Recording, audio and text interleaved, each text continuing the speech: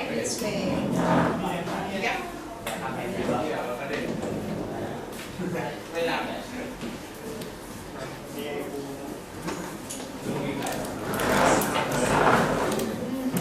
Why not?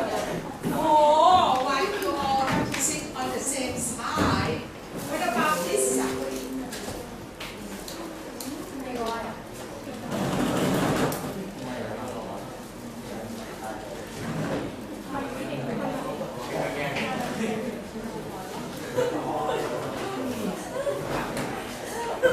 These are objects too.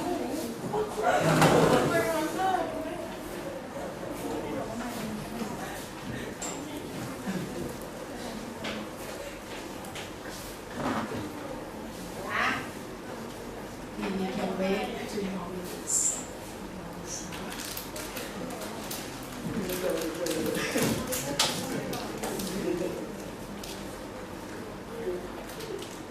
Well, what about one person that didn't turn up last time? So you are assigned to group. Which one? Let me recall. Group.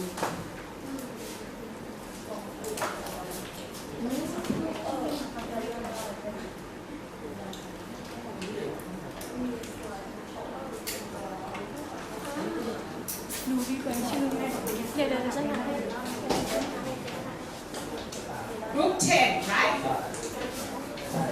Remember last time I combined groups 10 and 11 together because the topics in the 2 groups 10 and 11 in this sheet, they are concerned with discrimination.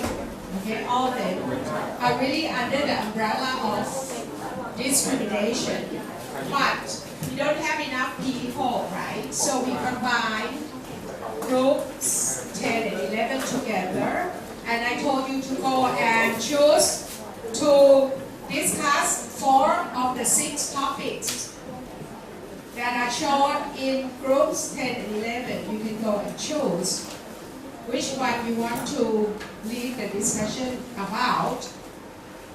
There would be 4 of you.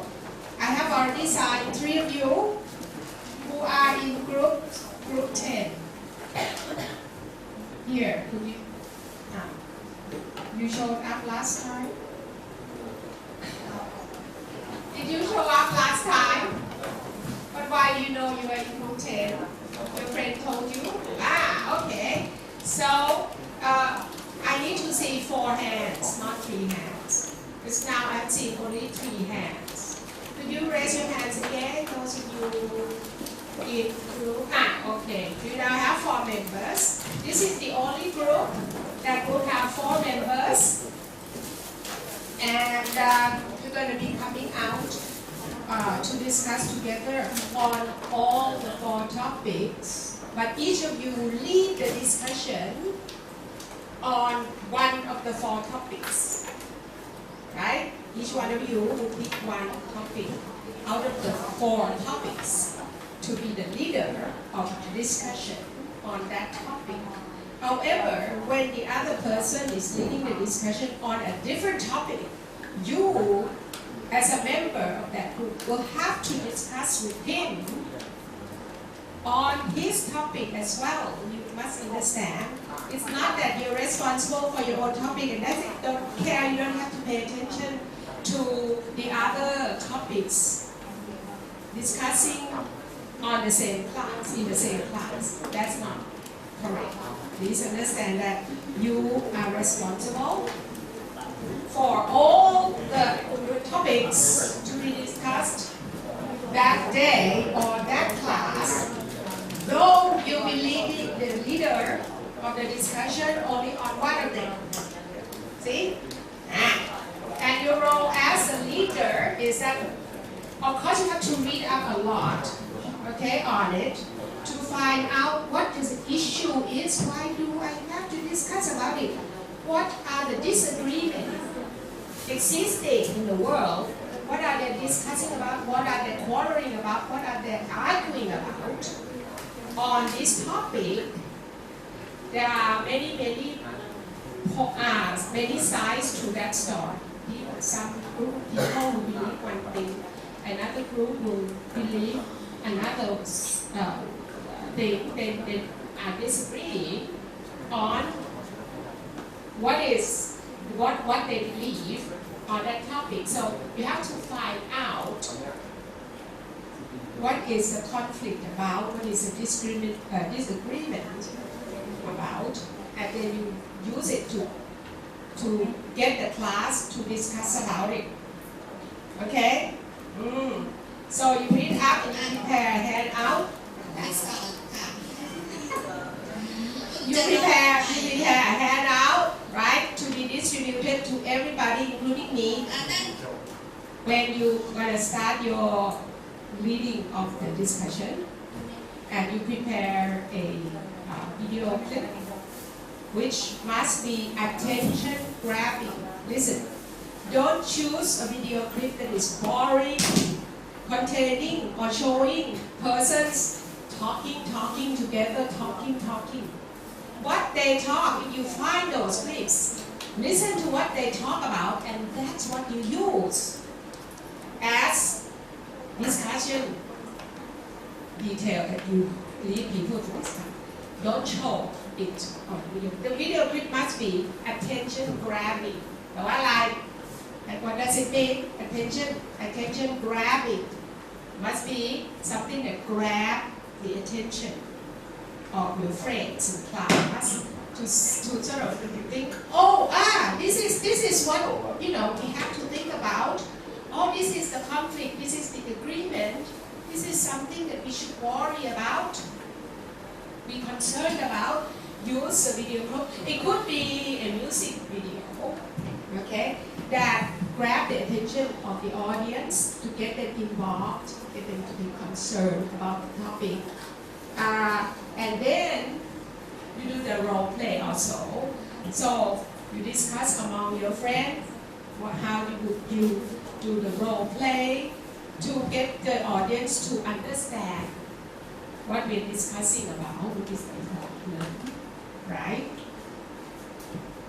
Why we need to discuss about it. And could be just a short role play. It doesn't have to be serious.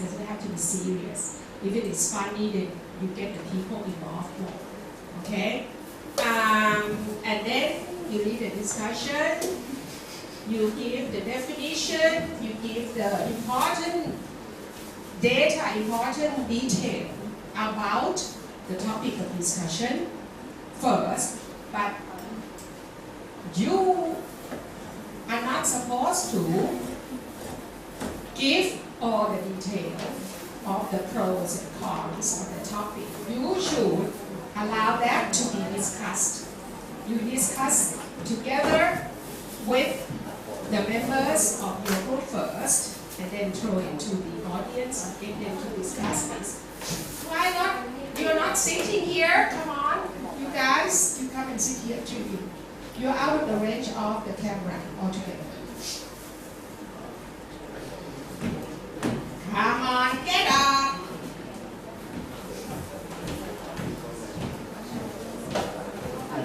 Even this guy is why you're so afraid of the camera. Yes. You're not going to be cute. I'm not going to hit you or anything. When you're sitting in front, there is nothing for you to be afraid of. So why don't you sit in front? Okay. Bye. And I'm not going to ask you first. Don't be afraid that, I don't want to keep asking me to talk if I sit in front. No. I will ask the person in the back first. Let me tell you. Okay? Because I will get them to be involved, not to go to sleep during my lecture. Okay. So you understand? That's what I expect you to do. Okay? Right. So, last time, some of you didn't pick this up. So, I have a few copies left. Where are the remaining copies?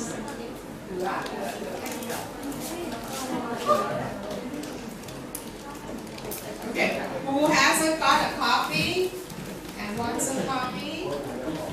Anybody else like a copy? Okay. Now, you have to go and ask your friend for the topics now. See? The title here. Okay, the theme that covers all three. So then you know what you really concerned about when you give a discussion and lead a discussion. Okay, so next let's go to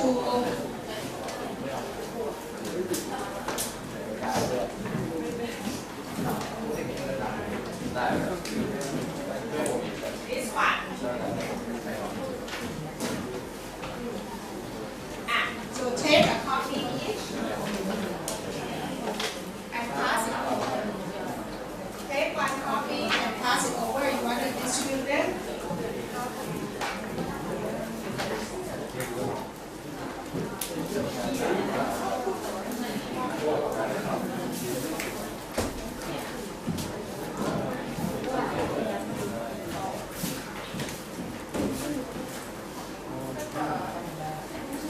So, what is critical thinking?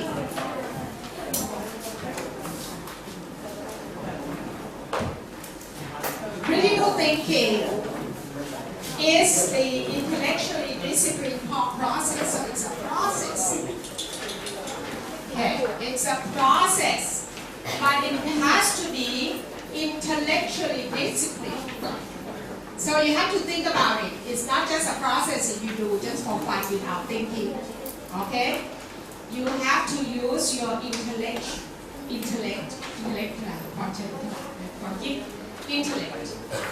So it must be disciplined. You don't just think, okay, the film I just watched was fun. That's not critical thinking. Thinking is fun, but why is it fun? What made it fun? What did it teach you? What made you feel? What does it make you feel? The reasons behind your thinking that it was a good film. Okay, when you think like that, you're exercising critical thinking. Okay? It's a process of actively and skillfully conceptualizing, applying and analyzing, synthesizing. Okay. Conceptualizing means creating. Okay? Conceptualize the idea. You think of the idea of what you're talking about, then you apply that, and then you analyze it. And once you analyze, you have to synthesize, because there could be many articles that you read about it, or many points of view voiced by many well-known people, right? You read up, say, 3 to 5 articles on the topic. They are saying different things. Now you have to put them together and not just, okay, this person say that, this person say this person says that. That's not synthesizing. See? Synthesizing is you combine it together and then you compare, and you say you compare the ideas of the 3 or 4 persons, okay? Or you can say, okay, the ideas of these 2 persons are similar, they're saying the same thing, or this person stated this, but this person didn't give enough evidence, and it's not as believable or convincing as another person, something like this. So you don't just combine one after another, say, okay, this person says this, another person says that, and that's it. That's not synthesizing. That's just combining. Okay, you just combine it together. That's not synthesizing. Synthesizing involves your thinking, both analyzing, what you read, and synthesizing, put them together by maybe grouping other things, or you say, okay, group them into pros and cons, for example, okay, by yourself, not just copy their ideas only, you see? And you evaluate the information. Is that good, believable? Is that a good opinion? Is it something that we should believe in without evidence? Have they done enough research before they arrive at that conclusion, something like that? So you evaluate the information that have been gathered from or generated by observations, experience, and reflections, reasoning, or communication as a guide to belief and action. Once you have done all this, then you formalize your own belief, what I am going to believe. Before you believe something, you should go through all this before you say, okay, I'm going to believe in this, not that or that. Okay? So before you decide on your own action or what you believe, so that you do it, for example, you listen to the people running for the representative in the House of Representatives, ตัวแทนเขาเรียกอะไรนะ candidates, okay?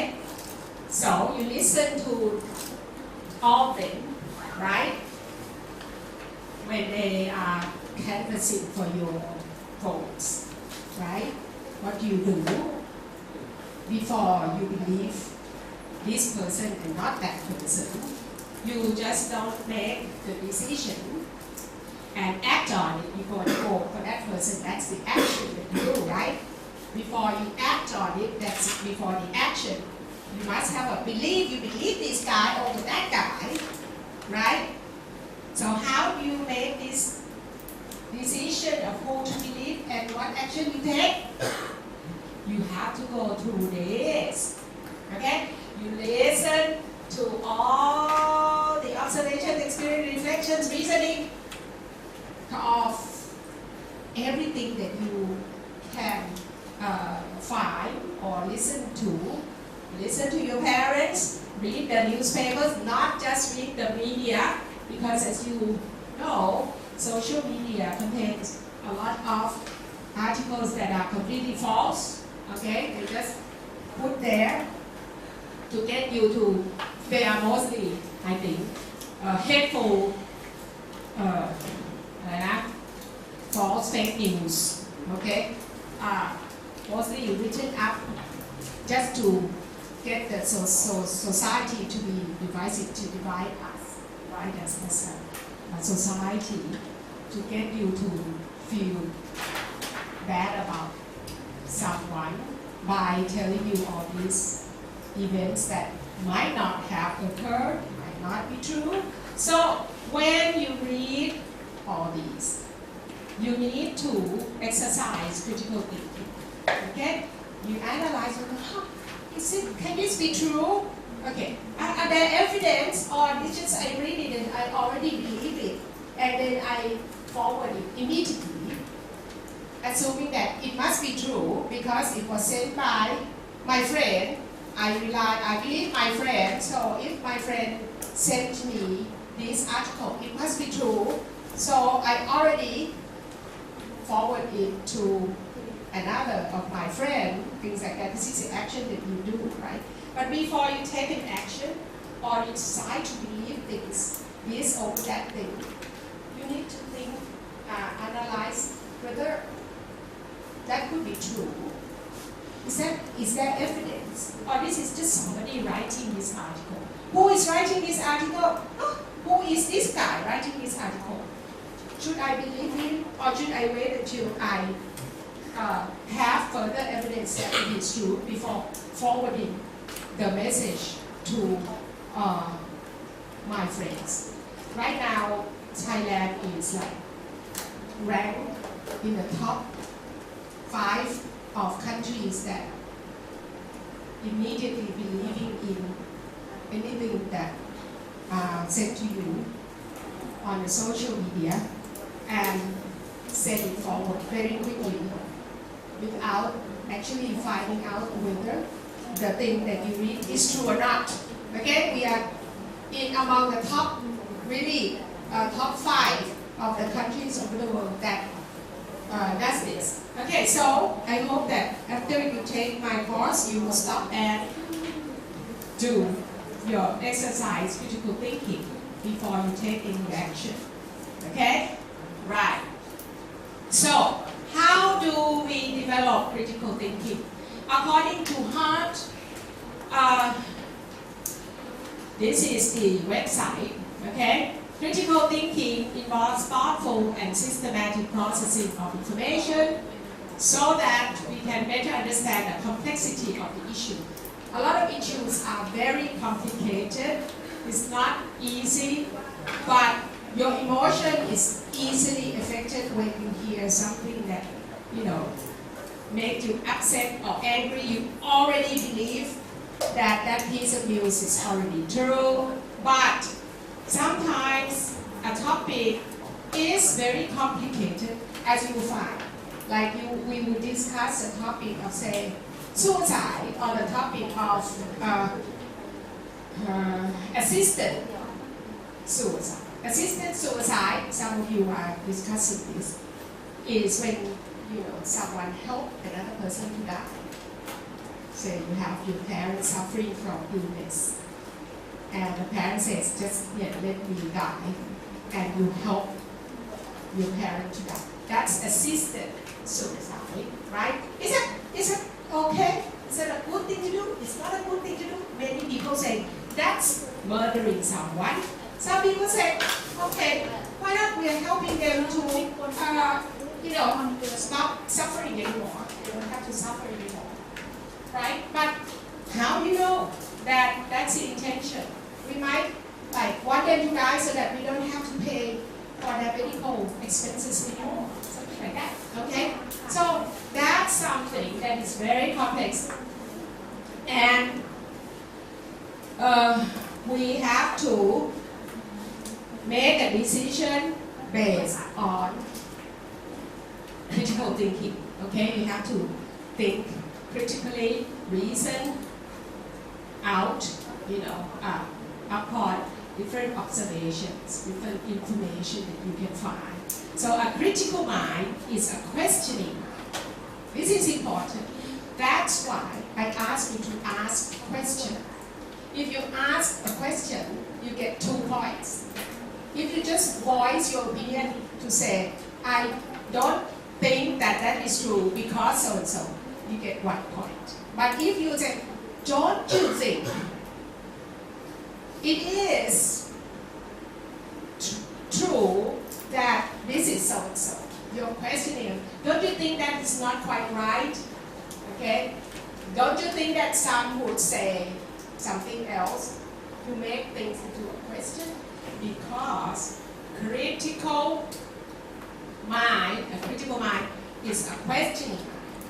If you don't question a belief, you just believe it immediately without questioning first. I should believe that or not? Is that something, this information is reliable?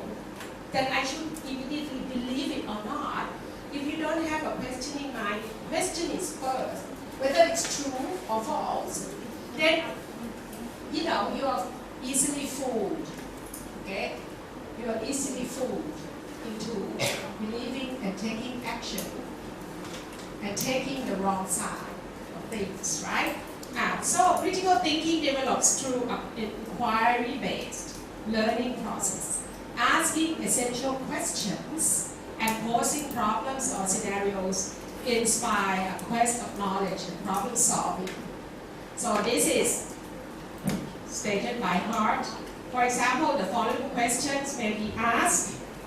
See, okay. You might ask, what does global community mean to you? Why is sustaining it important? Why is it important so that we care about the global community? I just care about my own problems, waking up in the morning, getting to class in time, and getting A's on my subjects. That is all I should worry about because I'm just 18.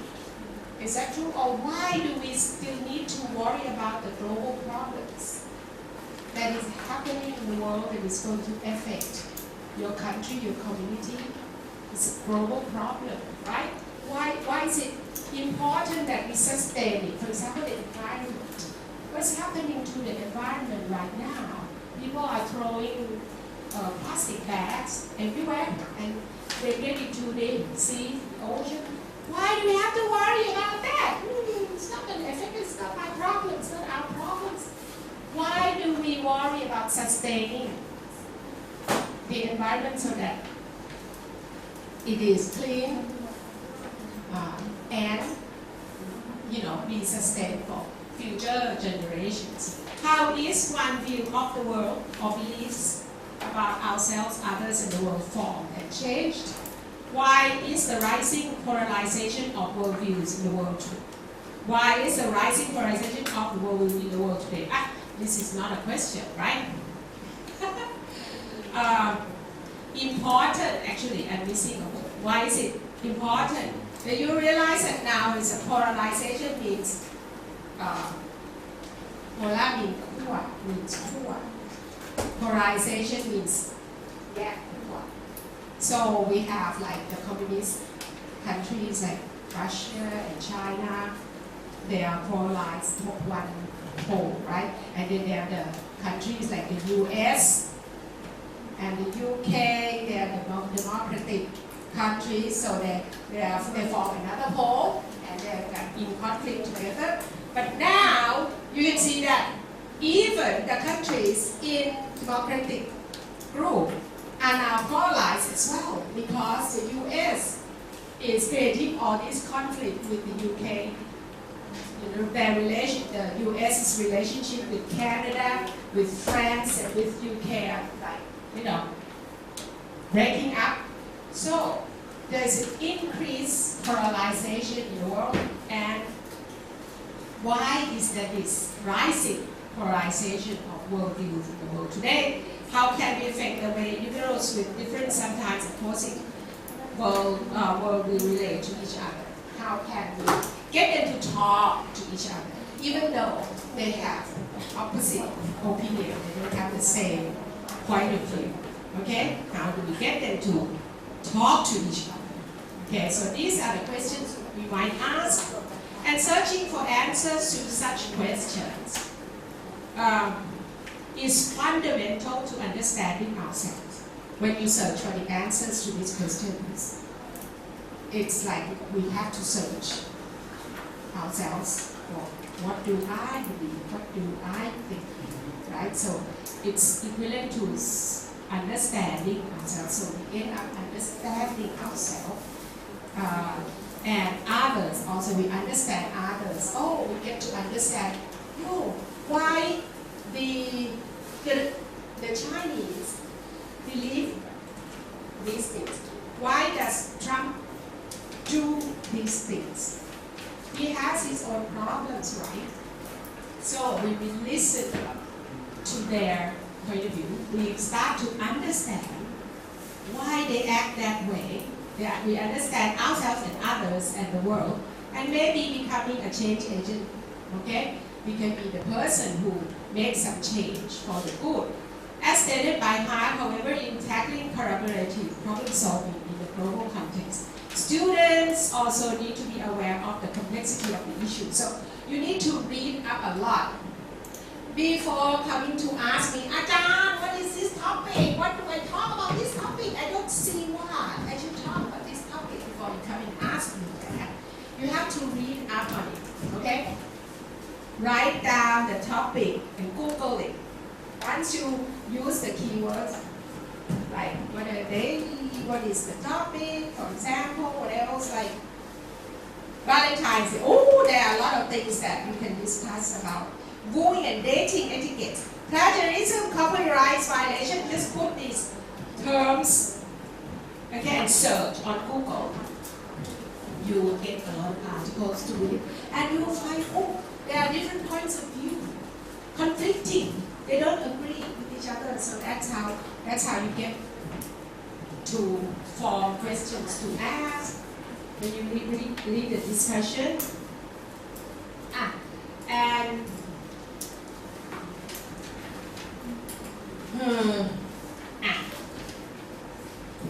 where am I? So must be aware of the complexity of the issues from multiple perspectives. Perspective คือความคิดความอ่านของคน so you read up on the different ความคิดของหลายๆคน a lot of them many of them after you read up at least 5 articles on it and you still blank then you can come and talk to me and I guide you but I cannot just tell you everything because that's your job how can I give you points if it is all my work. It's got to be your work, so you've got to do the work. You've got to do the work yourself. The majority of the work must be by yourself. And they need to acquire dialogue skills. Okay? Understand another's point of view. Eventually when you listen to another point of view, you say, oh, I see why you feel like that. Even though I don't feel like that, I feel differently. I don't think that what you believe is right. I believe that my opinion is right. However, I understand why you feel like that because that's your culture. Your culture may have taught you that having 4 wives are okay. Having 4 wives is okay. It's illegal. And okay, the wives can help with doing work. One who have children, the other one clean up the house, another one go and work in the garden, in the field, something like that. Okay, they share the labor. So we start to understand a different point of view, what he's thinking, why he's thinking like that. But we don't have to change our opinion and agree with the other person, but we get to understand each other, right? And we become aware of one's own assumptions. We believe this because we have assumed, for example, that our parents are old-fashioned. They don't know how to use a lot of applications or the technical advanced technology on the media. So they must be stupid than us, more stupid than us. Okay? Behind the time, they are behind the time because they don't use the media, they don't know how to use the technology nowadays, so we assume, this is our assumption, we assume that the person who doesn't use new technologies must be someone who is not as clever as you. That, for example, that might be your assumption. I'm not saying it's your assumption. I'm just giving it as an example, right? So we become aware of our own assumption, and we might start to realize that our assumption is not correct, or okay, our assumption is okay, it's good. Okay, reasonable assumptions. It's reasonable to assume this or not reasonable. So we become aware of one's own assumptions and be self-aware and aware of ourselves, aware of the other's opinion. Okay? We must be able to invite individuals with different worldview from our own into the process. We should be ready to listen to other people of different ideas. Don't cut them off and say, you are bad, you don't believe, you're not in my group of friends now. You're the enemy because you don't believe in the same way, you don't dress in the same way, you don't believe that, we should smoke when we go out, and we should drink when we go and have fun in the bar. Oh, you don't do this, so you're not my friend. Okay? So you're not in my clique, my group. No? But this is to try to get you to be able to invite individuals with different worldview. They don't have to think in the same way, but you can involve them into try to solve a problem. Okay? If you just involve people that believe in the same thing, think in the same way, the solution might not be right. You have to involve everybody that think differently from you. So you listen to them and then you get to arrive at better solution. Because they might add some new information that you didn't think about at first, you see? So, listening closely to their perspective. Must listen, okay? And that's something that some of our parents don't do. But I hope that when you grow up and you become parents, then you think back to the time when your parents didn't listen to you very much and say, believe me, I'm your parents, we are always right. Don't argue. Go and do it. You recall that. You recall how you feel about that when your parents treat you like that, when you become parents yourself, and then you will allow them to voice their opinion, listen to what they think, even though, because they're the new generation, they don't think in the same way. Like, I would listen to my son, who has completely different political ideas than I do, okay? But when I was young, my parents didn't listen to me at all. They might be talking to, my father was talking to his friends, his cronies, about some political problems at the time. And I was sitting around there listening because I like to get information of what these oldies are thinking, what are these old guys thinking, right? What are their opinion, the information? So I was sitting there listening to their opinions and then thought, okay, I have my own opinion, right? So I voiced my own opinion. I said, okay, and I think so and so. And they stopped completely. They didn't answer me at all. They just looked at me like, oh, who is this girl that was 20 to 23 years old? Why did she think that she could get involved in our conversation of the old people? So that's the time, the olden time, that the parents were more authoritative than nowadays. I think that the parents nowadays are not better. I think they allow you guys to voice your opinion a little bit, right? No? Yes? Anyone would like to give us some information of what happens in your family? Do your parents allow you to voice your opinion and say, what? I don't know.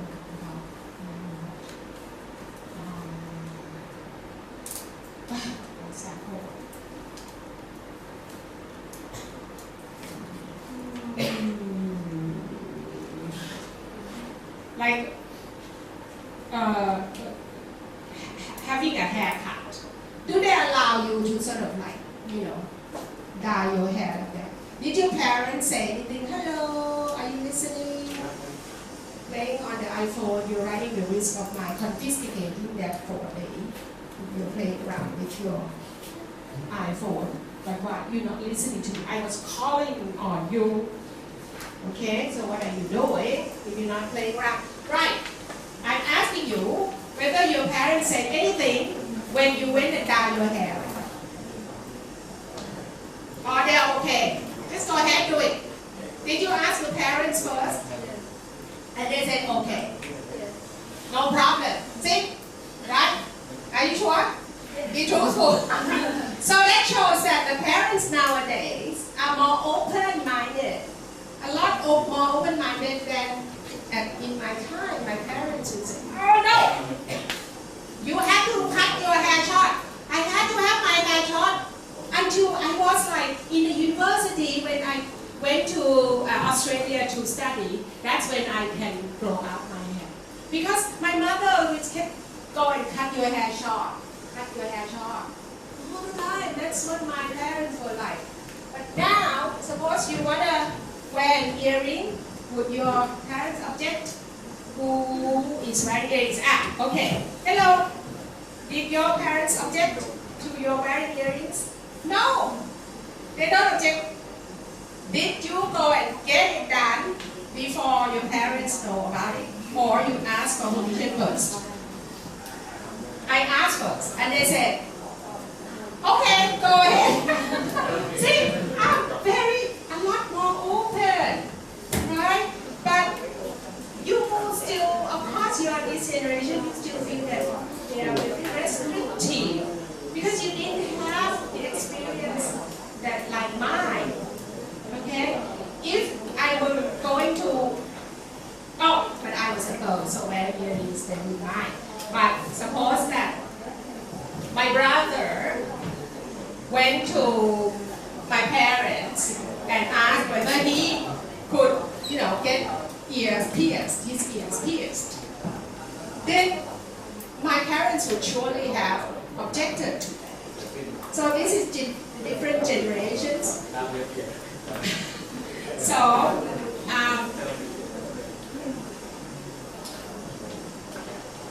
you have to listen closely to their perspectives. Okay, listening is very important part of any dialogue. Dialogueคือแบบwhen you dialogue, you discuss things.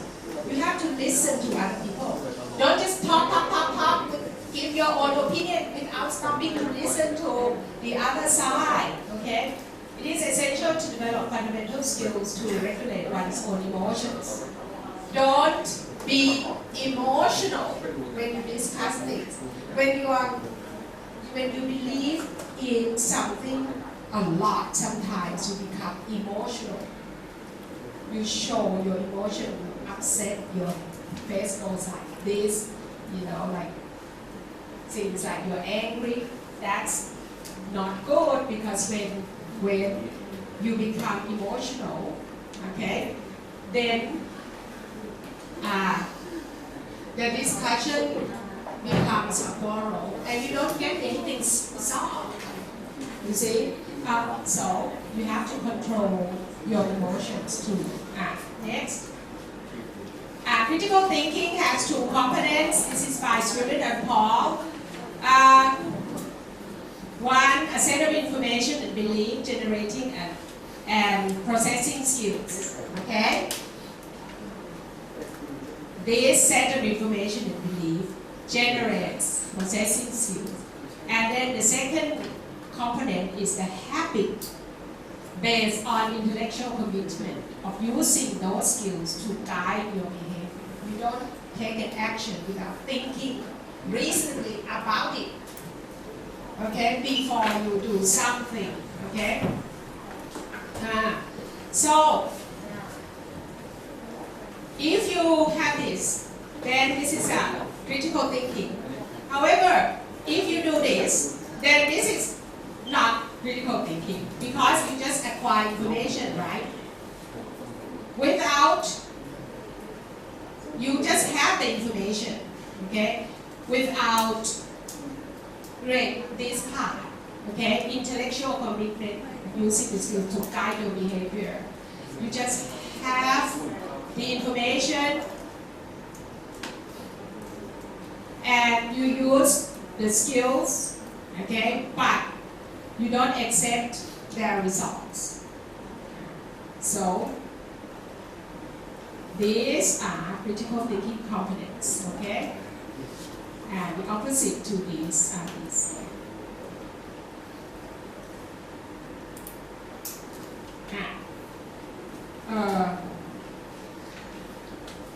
So, critical thinking depends on the motivation underlying it.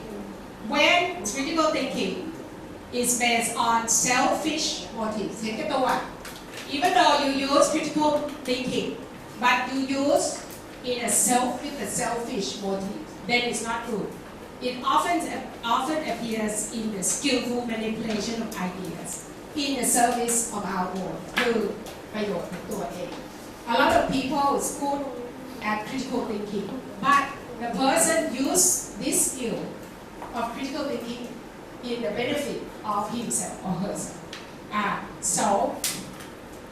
But it is flawed. Okay, that kind of use of critical thinking to benefit oneself is a flawed process. However,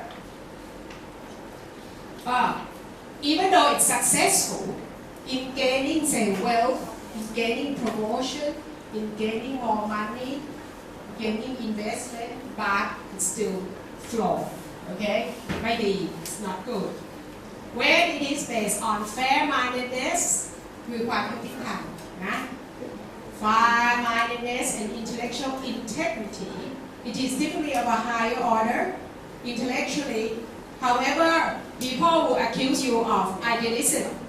When a person use critical thinking, intellectual reasoning, everything in the benefit of the society. People might say, oh, idealistic, not realistic, this guy is idealistic.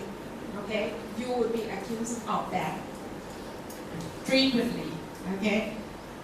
By those who use it selfishly. คนที่ใช้ critical thinking อย่างเห็นแก่ตัว selfish เห็นแก่ตัวใช่ไหม you do it selfish will accuse you of being idealistic what is idealistic in Thai อุดมคติมีเต็มไปด้วยอุดมคติอะ idealistic ว่า not realistic okay they will sayไม่อยู่ในโลกของความเป็นจริง okay now this guy said critical thinking involves asking questions you see you have to ask questions what where when why how these are questions that mathematicians ask all the time right what where when why how and you define the problem go and examine the evidence analyze assumptions and biases avoid emotional reasoning อย่าใช้อารมณ์ okay avoid oversimplification sometimes the problem is complicated too complicated okay I'm not going to think about that throw that away because it's too complicated I'm just going to think about just a few factors that's oversimplification and you arrive at the wrong conclusion right so you consider other interpretations not one think about other interpretations and tolerating ambiguity ความไม่ชัดเจนนะ ambiguity let me move this thing to the right a little bit right should be here so these are the characteristics of critical thinking นะคะ okay you do all this then you are practicing critical thinking if you're missing one of them you're still not doing it okay now strategy for learning to think critically how do you that's what we're going to do we're going to this is method learning to think by discussion method teaching presenting a case or topic to the class without a conclusion we're not going to conclude at the end what is right and what is wrong what you should believe and what you should not believe we will present a case or topic to the class without a conclusion okay and you prepare questions okay the teacher or group leader then leads the students through a discussion see that's what we're going to do allowing students to construct a conclusion for the case themselves you arrive at your own conclusion at the end okay with no guidance no direction from me we just want to discuss different points of view and whichever point of view you want to believe it's up to you make your own decision Okay? So back then said, the method involves promoting interaction among students learning in a group setting. So we have a group of either 3 or 4 students, often helps, okay, to achieve more. Asking open-ended questions that do not assume the one right answer. You don't assume that this issue only have one right answer. There will be more than one. It depends on your background, how you're educated, what is your culture, nationality. You can think differently. Critical thinking is often exemplified best when the problems are inherently ill-defined and do not have the right answer. Okay?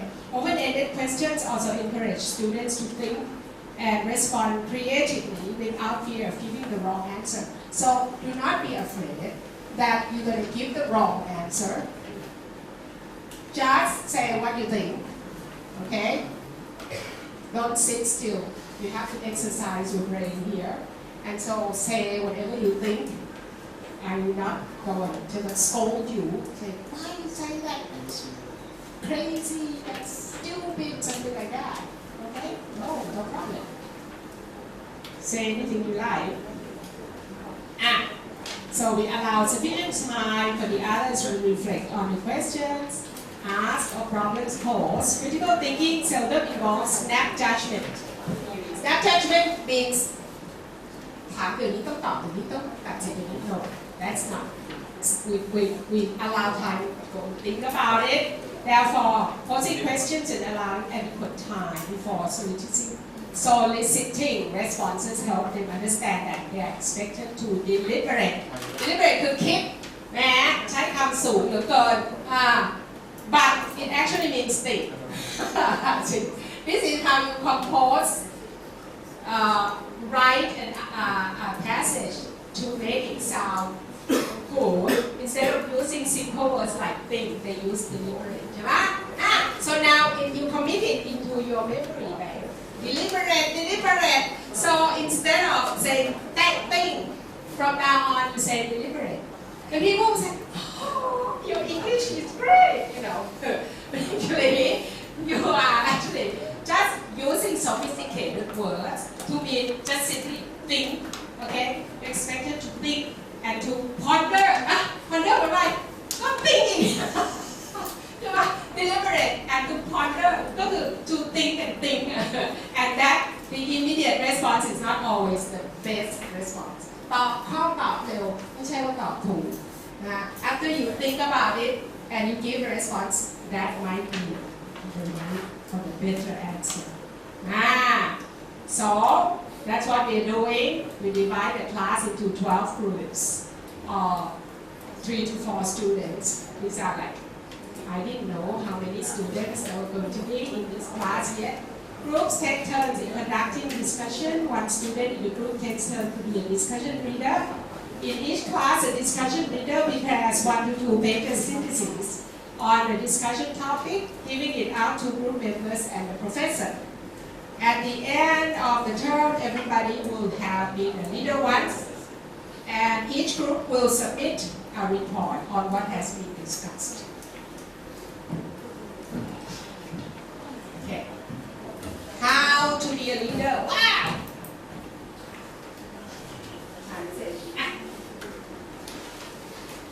Okay. This is how to be a leader.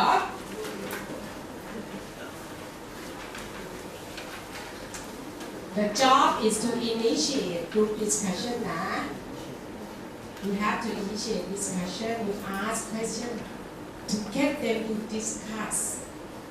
You identify what we should discuss about around materials and issues that were presented in the classroom readings for that day. You are not responsible for teaching. Okay? Why are you taking pictures? They are in here. You have a copy, right? คือไม่ได้มาสอน You're not supposed to มาสอนว่า Okay,นี่เทคนิคนี้นะ Pros are this, cons are this. Why should you think that? The reason behind this argument is this. That's not the job. Your job is to get your friends to say all these things. Ask the right question to get them to discuss about it. The way you read, or you might say, for example, like I said about what was I saying? About assisted suicide. You might say,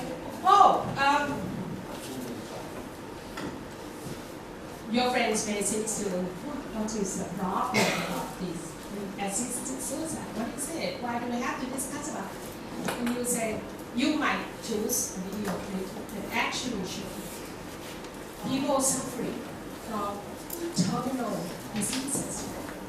You can find those, and you show the clip and say, look, for these people, there is no cure. They're going to suffer the rest of them. Don't you think? See, this is a question. Don't you think it's better to let them die?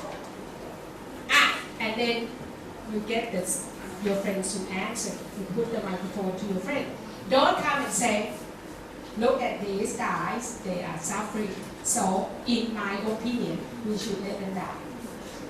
You're presenting your own opinion. No, you ask your friends what to think. And some of your friends say, no, there could be a cure in the future. Science is progressing very fast. So in a few years, there might be cure. So if you already kill them, they will, they could be cured in a few years. Something like that. So get them to argue. I don't know which topic is that. I'm doing your work now. So you understand? You are not the one to teach them what to think. You are the one to get them to discuss what they think. Okay? Identify the issue that may have been confusing and the issues that are of interest to you so that the group can discuss these issues further. One highly effective way to do this is to pose questions to the group. Writing down questions as you prepare your leading. Learning to think by discussion. That's LTD. That's the difference. Learning through discussion. Okay? We'll remind you of what to ask. You jot that down. Jot your questions down. Or you can put them on the PowerPoint that you prepare. Okay? Say, so we've done all this, we've said all this.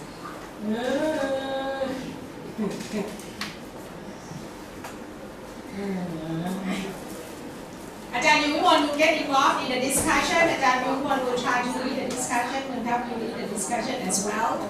Because Ajahn Yumon will have her own questions to ask us.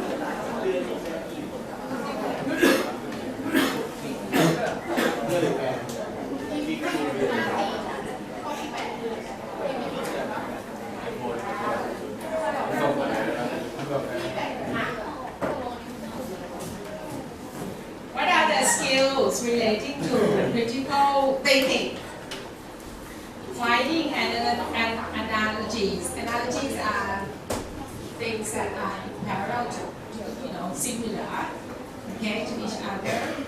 Other kinds of relationships between two pieces of information. You have found two pieces of information about your topic. Are they similar? Are they different? How they are different? What is the relationship among them? Determining the relevance and validity to เชื่อได้ไหมเนี่ย the information that you have found. Can you believe that? Okay? That could be used for structuring and solving problems, finding and evaluating solutions or alternative ways of treating the problem. Right? When you try to prove a theorem in mathematics, there is not just one way to prove the theorem, right? there could be more than one way to prove a theorem. So you might, try to find alternative way of arriving at the conclusion. Familiarize yourself with excepts. What are the excepts? They will come later. As you read, go and read up a lot on your topic. You jot down, jot. This is jot down. In English, jot down. Okay? Very similar. Jot down ideas that you think fit into the synthesis. Okay? Look up the remaining and the meaning and how to say new words. This is important, guys. When you read up and you see a word, you don't know how to pronounce it, or you're not sure, please Google. It's very easy. You Google, right? And it's pronounced for you. You can hear how it's pronounced. So just that you don't pronounce it incorrectly. See, it's now very easy for you to find out this. Okay? When you finish reading, go back to write down what you will say in different stages of the discussion. Formulate questions you need to ask. You might put that on a PowerPoint, and you can then get your friends to see your questions at that time. So these are the 8 steps involved in preparing to repeat the discussion. First, list all words of which you are unsure. This is step 1, definition of ideas and concepts. Okay? You don't know the meaning of something, you go and find the meaning of that idea or concept. These are the words which you are unsure. Look them up and write down their definitions. Give an example to qualify the meaning. And this is important to know because the words that you did not know, your friends do not know either, for sure. Because it's something that even you don't know the meaning, and you have to go and find out, right? The meaning then, when you lead a discussion, when you get to this term, you should give an example. Okay, for example, compunction. Who is responsible for the topic? Individual compunction or something. Group, and take a look.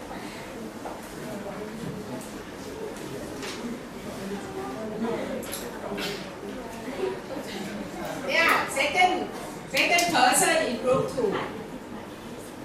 Who is this person? Not here. I don't know. What is it? What is compunction? Your friend may not know what the meaning is. What is compunction? Do you know? So the person responsible for this topic must search for the meaning of this, right? And the person understands, but his friend may still not understand. Even though you give the definition, your friends still may not understand. You have to give an example, just like Ajahn teaching you calculus. Ajahn teaching you calculus, he defines the meaning of limits. Do you understand what it is? No. The Ajahn must give you examples, right? Okay, this is the limit of this function here. For example, this function, when you try to find the limit, then what do you get and what it means, or derivative. You know the definition? You're given the definition, you still don't know what it is, don't understand.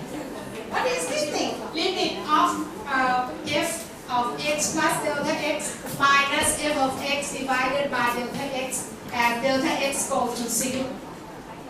What is that? Why do I have to know about this thing? Okay? So, the Ajahn must give you an example.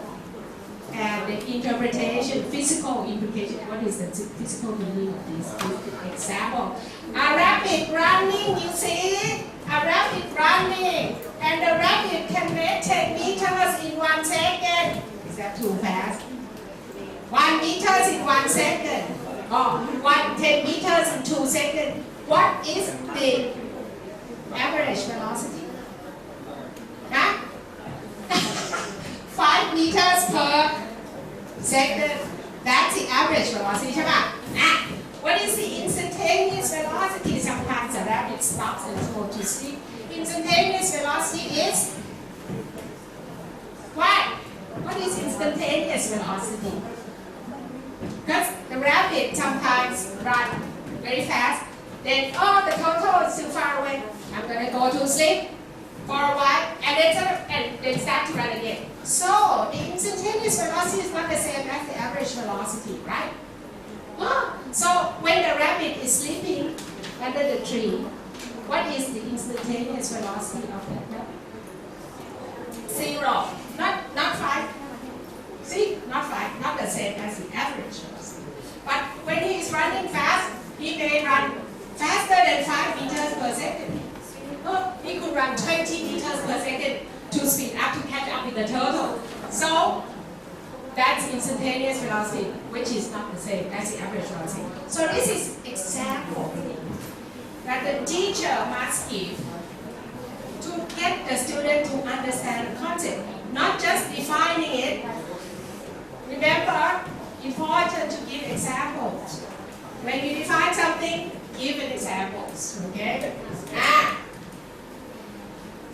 Next, step 2, statement of the topic's message. Write down your version. Write down your version of the message of the topic in the discussion. Encourage someone to give his or her version. The message. Say, I was discussing about apathy last week. I showed you how to lead a discussion on apathy, right? So I gave you the definition of apathy. Then I showed you the video clip. I did the role play to get you to understand, oh, this is apathy, right? And then the message was there. You should not, what? Ignore other people when they're in trouble. You might, feel that you should feel that you have to do something about it without endangering yourself. You don't get out of the car deep at night to help someone. Apparently, suffering from an accident, you might get into trouble, into danger, right? But you should think of how to help without endangering yourself. And that's my message, you see. That's the message that we try to get across. Frame question to encourage someone else to state what it's all about. Step 3, identification of major themes. Identify the subtopics which is worthwhile discussing. Step 4, allocation of time. This is very important, identify the things that is worthwhile discussing. If you can identify this, you get very good score. For example, one topic is, what is that topic? The topics. Have it? Let me see. Else. Oh, Valentine's Day. Why do Ajahn Yongwon ask me to talk about or discuss about Valentine's Day? Who is responsible for this topic? Who is talking about Valentine's Day? Not here? Have you identified yet? Are you still confused? Why did Ajahn Yongwon ask me to discuss this? What is it all about Valentine's Day? Why is it so important to talk about it? Do you know yet? No? Go and read, okay? Identify. What is it that we should discuss about? There are a lot of articles that talk about the good that comes out of Valentine's Day and the bad things that come about from Valentine's Day. And people will be criticizing, why do you need Valentine's Day? Some will say, oh, we should have one. See, there are always pros and cons, and it's your job to identify that and get your friends to discuss it. Decide roughly how much time should be allocated to each subtopic. Step 5, discussion of major things and subtopic. Formulate questions, okay? Step 6, integration of materials. Write down enough material for discussion. Identify other ideas. Step 7, application of material. Write down how the topic relates to your own experience. You can relate. You say, I want to tell you my experience. You can raise your hand and say, we're talking about, I don't know,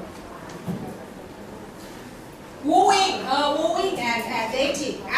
You can say, oh, Ajahn, in my experience, I have experienced this. I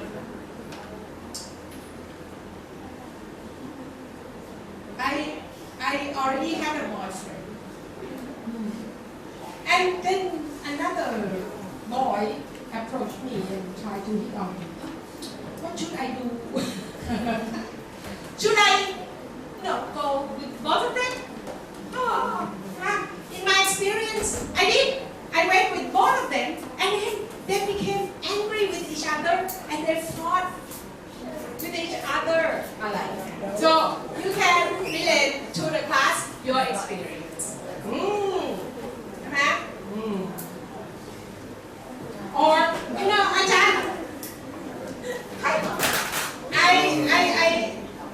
but I didn't say, I didn't commit myself. I just went along. He asked me to have coffee at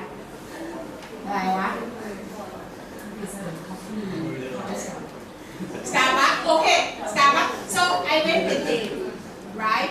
So I didn't commit with him that I was his girlfriend. So I should be entitled to with another boy. What do you mean? See? There's a lot of things to discuss, okay? If your own, you can relate to us your own experience in the past, the present, the future. Find examples, and last step, write down your evaluation reaction to the assigned topic. Step points supporting or questioning the validity of the topic. Okay. Right. This is just example of questions that you might want to ask if your topic is capitalism. But none of the topics in capitalism. I'm going to leave you to try to go and look at this and see, okay, these are the kinds of questions that you might ask if you're discussing about capitalism. Right? Okay. So, we finish this first set. Let's then check I need to discuss with you, sorry, I forgot to discuss with you the possibility of moving up the class to 1 o'clock. Because one of your friends asked me to end the class early because he has to catch a bus. If it finishes at 4:30, he will not be able to catch the bus to go home. So, what class? We have a class in the morning, right? Until what time? 12. Do you think that 1 hour will be okay for you to get lunch? So that we can start at 1 o'clock? Everyone, let's go. To now, what do you think about moving the class up to start at 1? So we have a class from 1 to 4. If we agree on that, then you must turn up at 1, okay?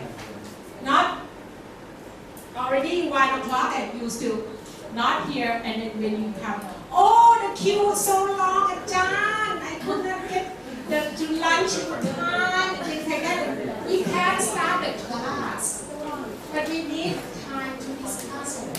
When you start the discussion, there will be people that want to talk, put up their hands.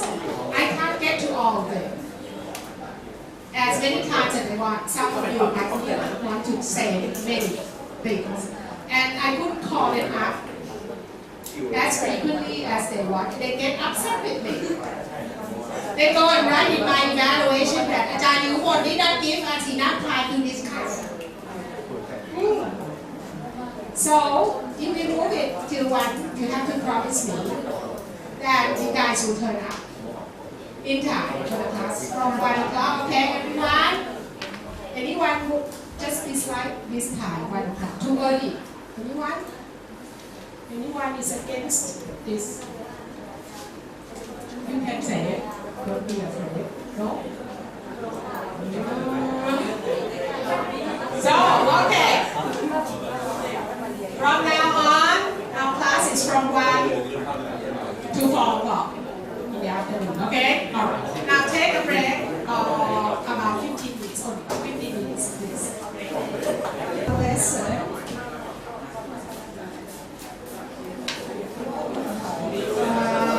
Next, we talk about some essential consideration concerning logical or critical thinking. Okay? This point based on regrets points, which you can find here at this link. Okay? Why do we need critical thinking? Why do we need to have these skills? It is because it is human irrationality ไม่ดีไร้เหตุผล rational ก็คือการตรรกะ rational ใช่ไหมเหมือนจำนวนตรรกะ rational number but we are mathematicians so we are quite logical hopefully right already but sometimes we can act irrationally right so when we do things that is irrational, that is the biggest problem that threatens human potential. It is human irrationality, not a lack of knowledge, that threatens human potential. This means that even though we have many intellectually smart or clever people in the world, but if they don't exercise critical thinking, they act irrationally.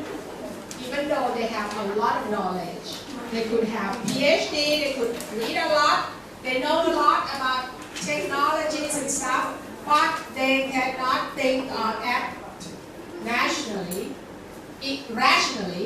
then it threatens human potential. It could destroy the whole world actually. You know, for example, you can quote an example like Trump, you know, that people are saying he's not acting very rationally. But of course there are people that still support Trump. They have a different, you can listen to them and they sound very rational as well, you know, the reason why they still support Trump. And when you listen to them, you can say, oh, okay, I understand where they're coming from, why they still support Trump. They're rational as well, you know, according to them, the way they think. And because most of them are like people that are rather old, and they come from the older generation, and someone who has been, they think that they own the country. The US is their country, owned by white people, and they are invaded by all these immigrants who have been creating or causing all these crimes. So when we listen to these people, we start to understand why they still support Trump. And Trump is doing a lot of things irrationally, really, in several people's point of view. But this kind of irrational behavior can destroy the world. You can say that Trump is like, treating Russia as friends, but he's treating Canada and the US and the UK and France as enemies. And he's like sometimes buddy with the Kim Jong-un. Who is Kim Jong-un? You know Kim Jong-un? President of Korea 1 point. See? So Trump is sometimes buddy with Kim Jong-un, but sometimes he calls Kim Jong-un names. He calls him names. Like, he flip-flops between treating Kim Jong-un as a silly, stupid someone, and sometimes say, oh, he's a good guy. He's my good friend. Things like this. He's not very rational in his treatment of leaders of countries in the world. So when you have people, even though he possesses a lot of knowledge, but he cannot act rationally, then that threatens human potential. This is according to Nicholson, and this is cited by Curtis. A very important quote. Now, what are the benefits of critical thinking? Why do we need to acquire this skill of critical thinking? This is because students are able to raise vital questions and problems as well as formulate and present them clearly. Okay? When you can think about the problem critically, then you can formulate it and present them clearly. Students can gather and assess information and interpret it effectively. Students can reach well-reasoned conclusions and solutions to problems while testing them against relevant criteria and standards. Students can be open-minded. This is very important. Okay? If you are closed-minded, that means that you only listen to one side of the story. You refuse to listen to other people, what they think. They might think reasonable, they have their own reasons, and you have to be open and agree to disagree. That actually other people are entitled to their own opinion. Doesn't mean that they are stupid and you're cleverer than them. Okay? Sometimes, they just fall into feeling or thinking that way by his circumstances. เงื่อนไขที่ในชีวิตของเขา That's why he decided to do these things. So it's very important to develop this open-mindedness. Open-mindedness. Okay? ความใจกว้าง Okay? Students can clearly communicate ideas, positions, and solutions to others. Sometimes you think and you know what to do and what to believe, but you cannot communicate it to, say, your boss or your colleagues in your place of work. Then it's useless. Because if you cannot communicate your ideas clearly to your colleagues or your boss or someone you're trying to convince to support your project, you might be, presenting your project to try to convince someone to invest some money to support your project. If you cannot think clearly, critically, and be reasonable, step by step, and can think it out, then you would not be able to communicate your ideas clearly. Okay, so that's why we need. These are the benefits of critical thinking. Furthermore, students will be able to raise vital questions and problems. Good, this is the same thing. So, these are qualities of expert thinkers, and we want our students to have these characteristics. But if you are like this, then you are novice thinkers ก็คือเด็กๆนะเป็นคิดแบบเด็กๆ novice คืออะไรคนที่ใหม่เด็กใหม่เนี่ยนะฮะ novice เหมือนกันว่าit's just new into the class. It's just a new person, novice. This is expert. Okay, this is untrained, just starting. This is someone who has a lot of experience, who has become expert thinkers.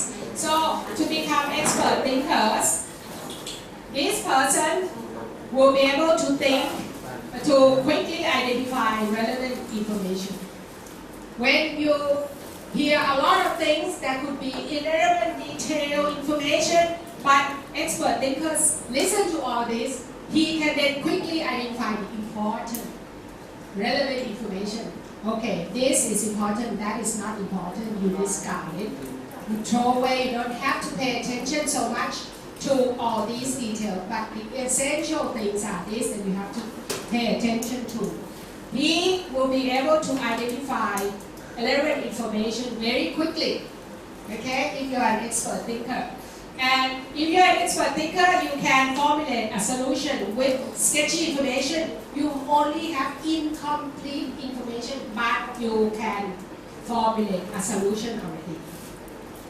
Just like this is even better than solving a problem in mathematics. To be able to solve a problem, an equation in mathematics, say a differential equation, you need to know everything, right? You need to know the equation, you need to know the initial conditions to be able to find the unique solution, right?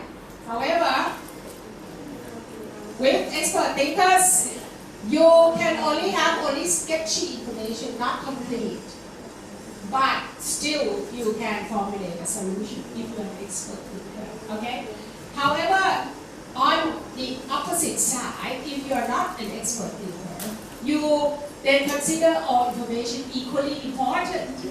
Instead of being able to identify the important and relevant pieces of information to pay attention to, you just pay attention to all them. And so you take too much time to arrive at a solution, right? You might be able to develop hypotheses or test the hypothesis, but you cannot focus on central issues. You cannot identify the crucial central issue that it's really what is the most important thing that you need to pay attention to. These are the characteristics of novice thinkers. So if you see people doing these things, then you can say, oh, he is just a novice thinker. But if you see somebody who can do this, then you say, he's an expert thinker. Okay? Now, these are skills and soft skills that you have to acquire to develop critical thinking.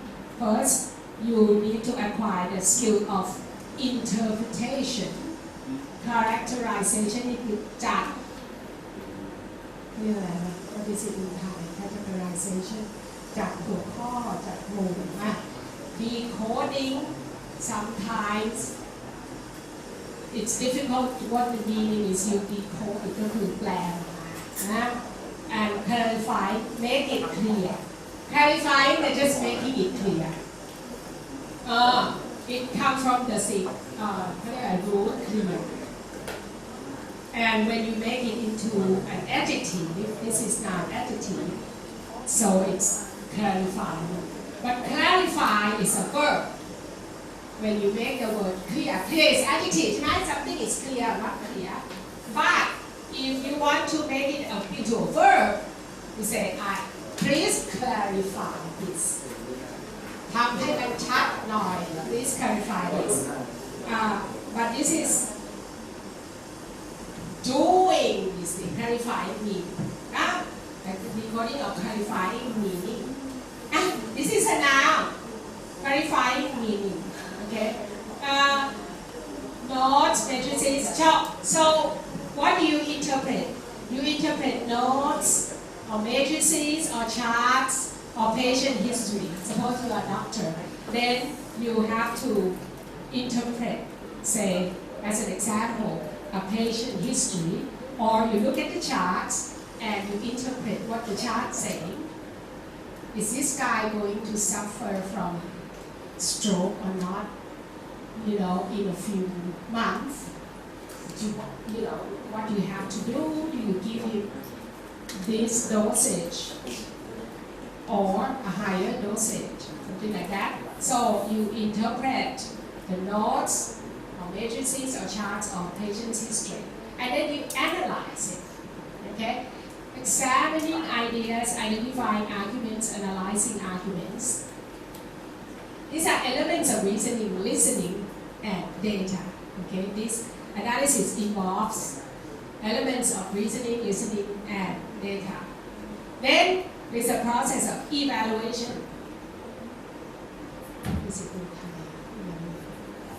Promote. Okay. So you evaluate by assessing claims. You think it's valid or not? It's correct or not? It's reliable or not? Assessing arguments.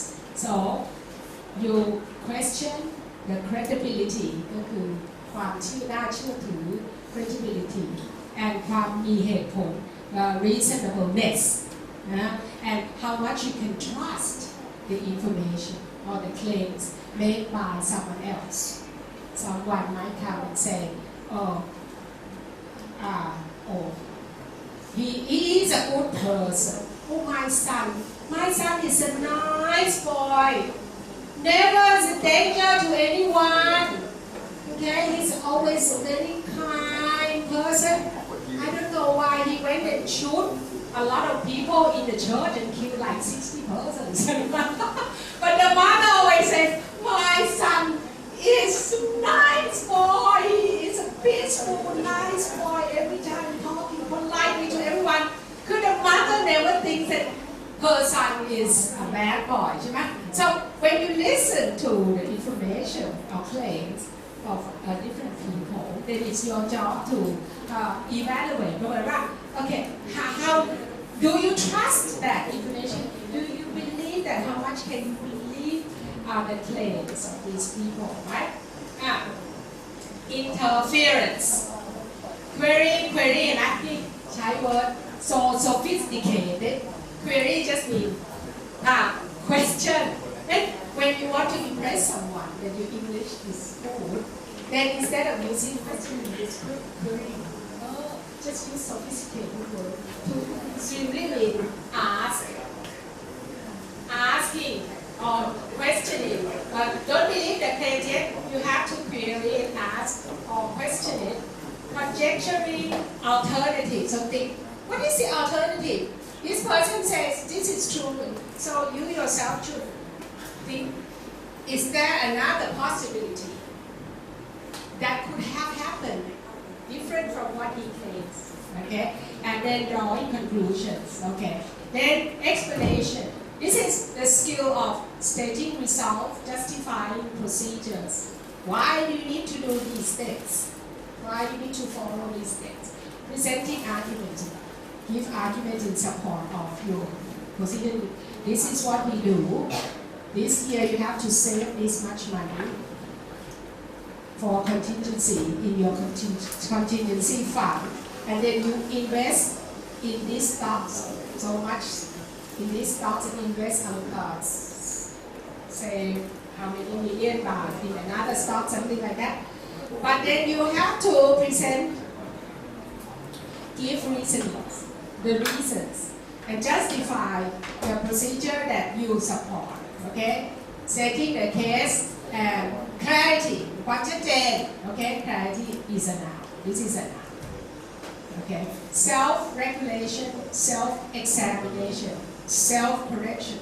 So don't always think that you must always be right. This is important skill to always question yourself, to think, am I really right? And then you examine your process of thoughts to actually make sure that what you think is really correct. And if you are always sure and think that I'm always right, it's very dangerous, right? You don't question yourself. So you need self-examination, self-correction, okay? Self-critique คือติตัวเองไม่สวยมันดำแล้วนะคือรู้จุดอ่อนจุดแข็ง you know your own weakness, your own strength. You critique yourself, question yourself, okay, so that you can change. If you critique yourself and think, I'm not paying enough attention to my husband. I should pay him more attention, because I work too hard. If I question myself, I critique myself, I realize that I should change myself, okay? So you need this, okay, this skill. Or else, you you remain the same person, and you cannot improve yourself if you do not critique yourself. Okay? No. Look at yourself and say, am I doing this right? Am I not doing this good enough, well enough? And maybe then you check yourself, or you think, well, how can I pay more attention to my husband when I'm working so hard? I just don't have time. Something like that, you give an excuse. You make an excuse, or you realize that, oh, maybe, I should, do something else to make him feel that I'm not neglecting him too much. So that's an example of my case. Okay, so purpose or objective of having or developing critical thinking like this. We should reason. Why should we reason? We should reason to address an end. There must be an end objective. We don't just think without an objective that we want to reach. So you should reason to achieve an objective or to meet a need. It's necessary to reason to get something or to achieve something. The purpose must be clear. Okay? If you don't know why you do it, then you don't get anywhere. If you make the purpose objective clear, this is what I want to, I'm aiming at getting that, then the reasoning will be good and clear. The purpose should be meaningful, not trivial. The purpose should be achievable. If you set an objective which is unachievable, it's impossible to achieve, it's beyond reach, you cannot achieve that anyway. So how you do it? Set your objective that is reachable, achievable. Relevant evidence should be provided. Don't provide information that is not relevant. Okay, it's a waste of time. Evidence should be reliable and true. Okay, or you're sidetracked, wasting time to check and use unreliable information or something that's not true. So make sure that the evidence that is presented to you or you're presenting to someone else is reliable and true. Evidence should be reported clearly, or data should be considered, adequate data to address the purpose. If the data has holes in it, or some years you don't have the data, because you cannot analyze and do the statistical analysis on a set of data in which some information are missing, or you have to use another statistical procedure that there is a statistical procedure that can add the data points that are missing, right? Yeah. But then you should not, you cannot do that for the data set that is missing too much. Okay, only missing a few data points. What are the assumptions? The starting point, assumptions are the starting point for reasoning. You must have you have to have some assumptions. You have to assume that the purpose is good. If the purpose is not good, then why do we start our process to gain that objective anyway? So to start the process, you have already assumed that the objective is good and reachable. The problem is solvable. Okay? And assumptions should be clearly stated and justifiable. Just like when you prove something, you prove a theorem. In mathematics, you need assumptions, right? They are called hypotheses, right? Assume that the function is continuous and differentiable. The functions appearing in the differential equation are all continuous. Then the result, you can prove that the differential equation has a solution which is unique. That's a proof. So the objective is to prove that the differential equation has a solution and the solution is unique. That means that there is only one solution, right? But that's based on the assumption that the functions in the differential equation are all continuous. See, so those are the assumptions that you need, and you have to state them clearly, and they should be justifiable. In other words, you can show that your assumptions are true, okay, before you go ahead and try to prove something. When you interpret the data, this is a step of data interpretation. We know that, okay, we have this process. If we know that X is true, then we can infer that Y is true. If X, then Y. Okay, that's the reasoning process. So you're putting together data points to clarify your purpose, proposed answer or justify your position, and need to be consistent, deep, and clear when you interpret your data. Okay. Then using your concepts and theories. When you prove a new theorem, you might rely on previous theorems or lemmas, right? So, or concepts or theories that you use to arrive at your result. Using concepts and theories in the discipline to solve disciplinary problems. This requires a deep understanding of concepts, theories, and rules and axioms that you need in order to prove something, to prove a theorem or to reach an objective, right? And we must use relevant concept theories. Don't use theories that have nothing to do with what you're trying to prove. Just, okay, that's unreasonable, of course. And we don't do it anyway as a mathematician. We know that, oh, yeah, we don't need to use the fact that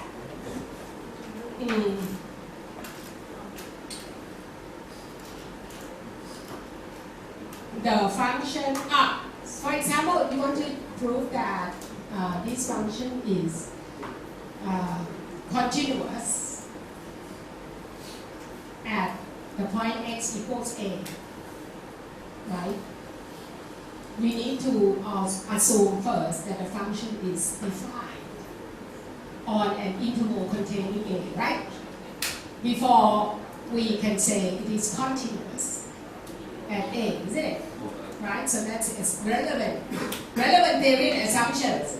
But to prove that the function is continuous at the point x equals a, you don't need to use the axiom about, I don't know, what? That the function is differentiable, for example. That's irrelevant because you don't need it. But if you know that the function is differentiable at a, then it must be continuous at a. Yes, of course, right? Oh, sorry, your first year. So maybe you still don't know about these things. Anyhow, use only relevant concepts and theory, okay? Now, understand and articulate your point of view, okay? How was it developed? Does it make sense? And acknowledge that similar and opposing points of view exist. Understanding and discussing opposing points of view. So you have to be aware that there are other points of view. And once you are aware and you understand, then you have to discuss that. For example, you present a project so that you want someone to support your project, to invest in your project. You must be aware that people might say your project is no good for some reason. Be aware that they are an object. There is opposing point of view. If you are aware, then you prepare. And discuss about it yourself before another person point it out. So if you are prepared and you understand that there's going to be objection, there's going to be someone who disagrees with this, what you say. If you already know about it first, then you're prepared to argue the way. See? But that's good, right, to do that. Now for the conclusion or implications or the consequences, it's resulting from the result of your investigation. Pushing the wrong button. Reasoning should lead somewhere. What are the consequences or implications of our reasoning? What will happen if we take the course of action suggested? What will happen? Think about this and present it without being asked. Okay? Are the implications, conclusions, and consequences realistic or valid or not? Okay, think about this first. And that is the things that you need to do. These are all the skills involved in the process of critical thinking. So that's the essentials of logical critical thinking. Do you have any questions about this so far?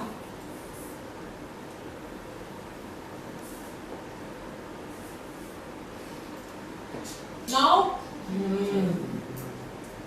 Let's have questions. Let's see. Let me wait. See, I said that I have to give you time to digest all this, and we might come up with some questions.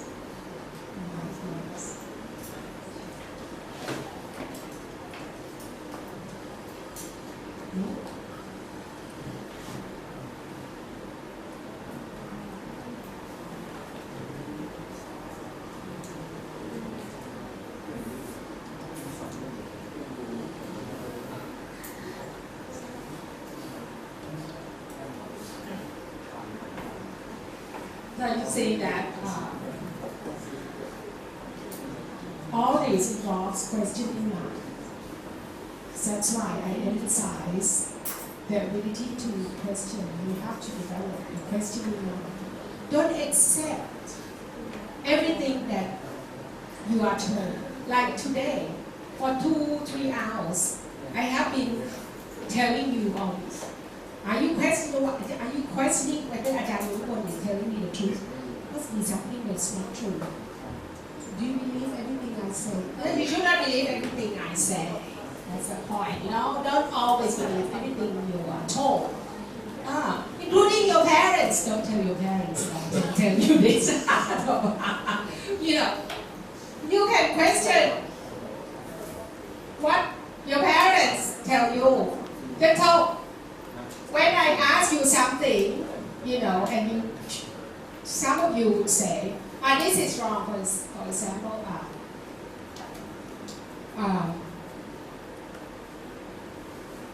abortion.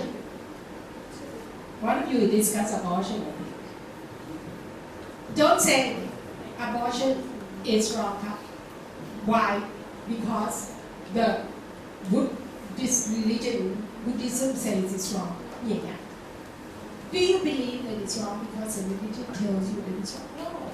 You have to question why. Why Buddha said having an abortion is wrong. Or don't use that reasoning, Don't use reasoning. It is wrong because I was told by someone. But when you are told by someone, even though it's your parents, even though it's your priest, in class, telling you something, don't you think first and say, is that true? Should I believe him or her or not? What did your parents say? Don't step on the book. Don't step on the newspaper because you're gonna become stupid. That's an old saying tonight. I was not that. I dare not step on comic book. Your parents told you or not? Did your parents tell you?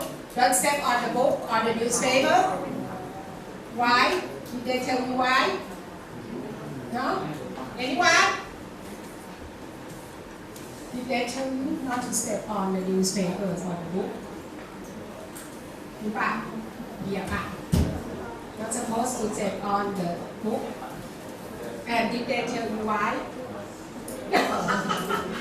And what do you say? Did you think, why? why should I say on the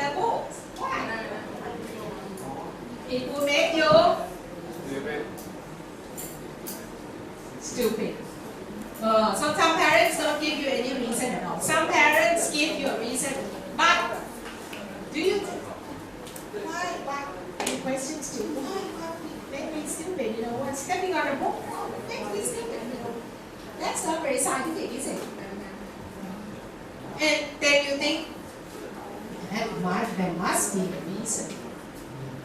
The real reason why you are told to step over the door sill นะ door sill อะไรก็ได้หมด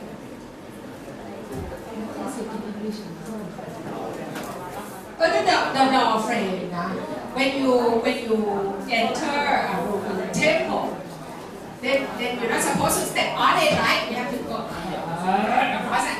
Why? Actually, there is a reason, isn't it? Let me go and think about it. Before you believe or follow their instruction, follow your parents what they say not to do, or what they say to do. And you think, oh, there must be a reason. And if you can arrive at the good reason, then you believe it. But if you have come up with a good reason, you might not believe it. Step on the book anyway. See, do you step on the book? You never. We don't do it. Why? We're afraid that we're going to be stupid. No? Ow! Sometimes. Oh, yeah. You think that there's nothing wrong with avoiding the newspaper, so you do it anyway, right? But if that's the only thing that you can use to dry your shoes, to get into a room so that you don't dirty the floor in the room, then you will step on the newspaper, wouldn't you? So thinking critically first before blindly believing in what other people tell you. No question at all. But someone gave me an answer, you give him a point. Don't wait for me. We have to talk to him. Maybe just come and ask him for the name, for the number. Who responded to me about the parents? I don't know whoever. You want to go tell her. Anyhow, now, just like this. Do you question though? What the difference is between ethics and morals? Yeah, why don't you ask me about it? Do you know the difference? No? What is the difference?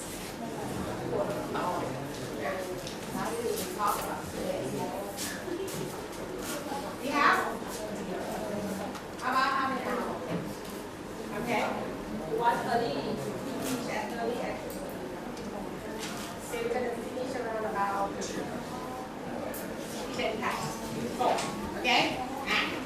Let's talk about the difference between ethics and morals.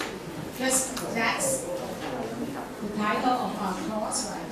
Our course is about current moral issues and critical thinking.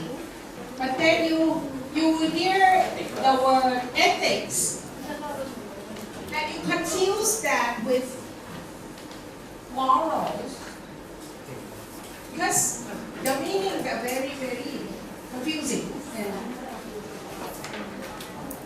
not clearly defined and distinctive from each other for some of us. So let's look.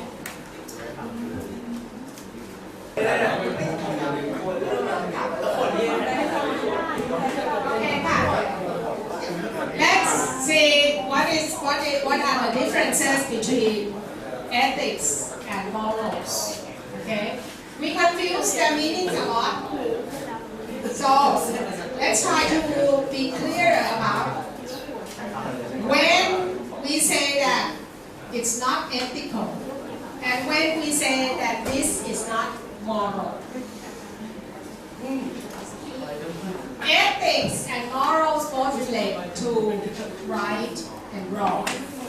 Both of them are related to right and wrong. It's a right conduct, right thing to do, or is it the wrong thing to do? However, ethics refer to a series of rules provided by an individual or by an external source. Someone else set the rule for us to say, you have to do this to be ethical. This is what you should do. Okay? But morals refer to an individual or principle, what you feel is right or wrong. You're not told, it's not something that you're told by the society you're in, or the organization you're in, or in the job by the people in your line of work. Example, when you are a psychiatrist, you can have a patient who is a murderer, who comes to visit you, right? He is a psycho. Okay. And he comes to visit you, right? You are his psychiatrist. So your patient confesses things like he did this or that make you suspicious that he must be the person who committed that crime, right? But it's not ethical for you to go and tell the police all this, because it's an ethics of a doctor or psychiatrist not to reveal your patient's information to anybody else. It's personal evidence, personal data that is really not legal, actually. If you reveal information of your patients to others, then you could be barred from practicing as a psychiatrist any longer. As a lawyer also, if you're a lawyer and you have a client that you are going to defend, right? You have to defend someone. And your client may actually reveal that, I did the killing. But you are his lawyer, so you have to defend the guy, to insist that the guy is innocent, and give him the best defense that you can provide as his lawyer. You cannot say, oh, he's a killer, so I'm going to sort of, go and nudge the opposition, someone in the opposing party, and say, okay, he is actually guilty, something like that. That's not ethical. So that's the meaning of something that's ethics. Ethics, what are they?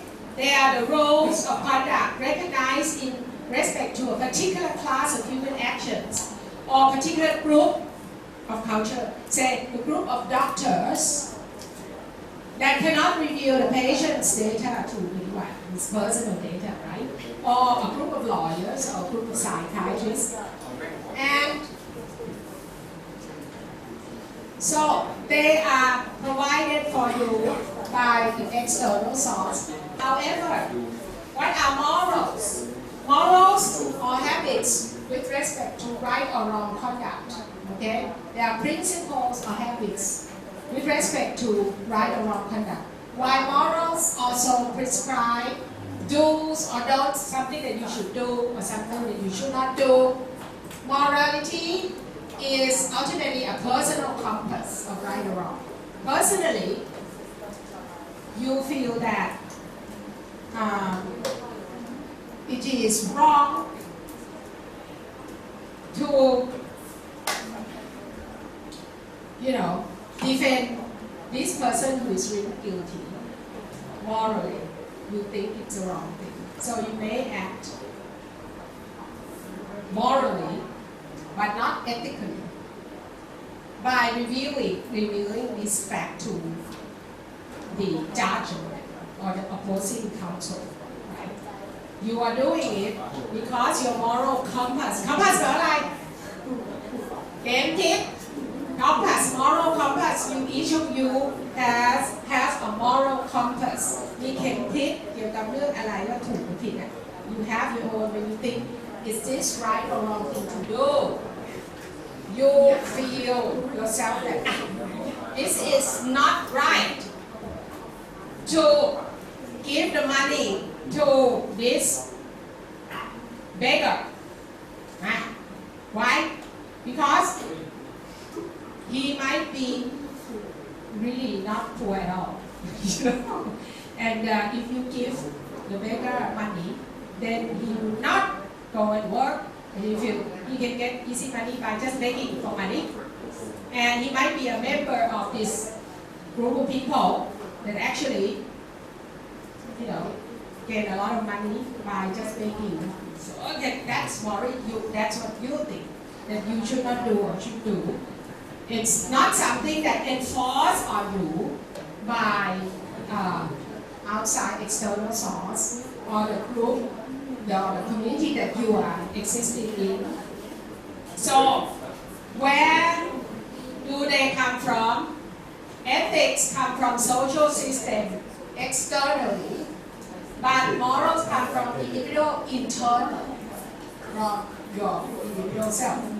Why do we do it? Why do we do the right or the wrong thing ethically? We do the right or the wrong thing ethically because the society says it is a right thing to do. The society says it's not what you think, but the society tells us the right thing is to,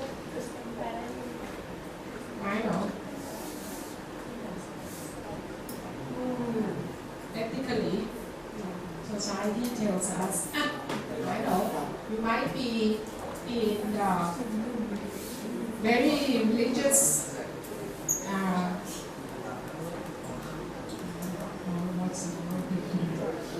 moral thing is to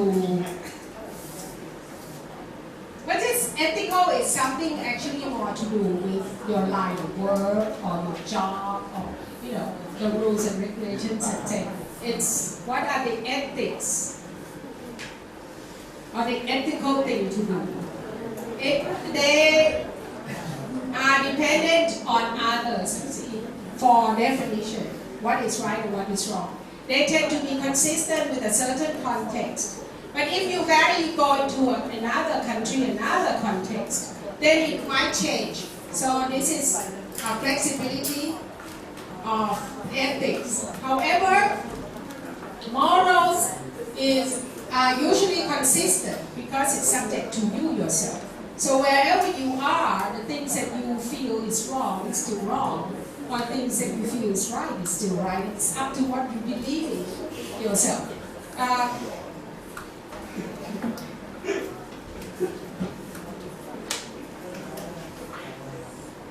The person strictly following ethical principles may not have any morals at all. For example, a lawyer that defends the criminals. There are a lot of lawyers who make a lot of money by defending the criminals. So even though they know that these people are bad people, but it's their job to give counsel to everyone. It's the law. Both the accused and accuser must be represented. So even though you are accused of killing someone, right? You are caught and you are sent to court, right? For killing someone, you must be provided counsel. So if that person cannot find his or her own lawyer, the government, the country, the nation, the government must provide him with what? ต้องมีทนายให้เขาเรียกว่าอะไร What do you call it? What is it in Thai? I don't know. Public defender is like อัยการ is a lawyer that is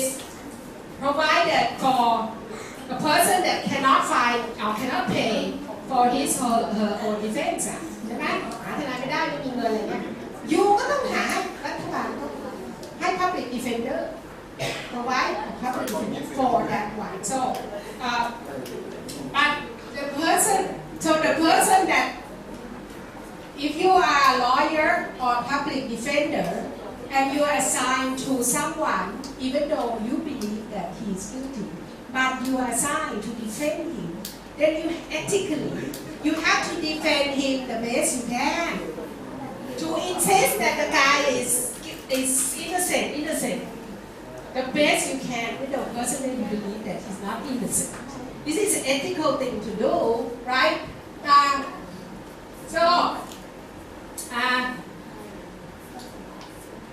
ethics depends on time, depends on the place you are, but morality transcends cultural norms. So whichever culture you're in, the morals that you feel is right or wrong do not change. Okay? So, I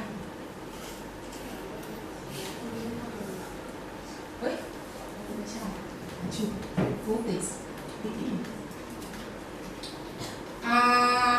Let's look at an example, right? So ethics are external standards provided by the institutions, by groups, or by culture to which an individual belongs. For example, lawyers, policemen, and doctors all have to follow an ethical code laid down by their profession, regardless of their own feelings or preferences. Priests as well. Now, priests, if someone comes into a cubicle and confess, I just killed someone, who is Christian? Yeah, I've been Christian. In Christianity, you have a priest, right? But if someone come and confess, and then you confess to the priest that, oh, I just committed a crime, then the priest is bound to not tell anyone, not go to. This is ethical thing also for a priest to do. So it is an ethical code laid down by their profession, อาชีพของตัวเองนะฮะregardless of their own feelings. You might feel, oh, I must go and tell someone that this guy just killed a girl or raped a girl. But you are bound by your profession to do something that you feel is not moral, but it's ethical, right? So ethics can also be considered as a social system or framework for acceptable behavior. However, moral may also be influenced by culture or society, but they are personal principles created and upheld by the individuals themselves.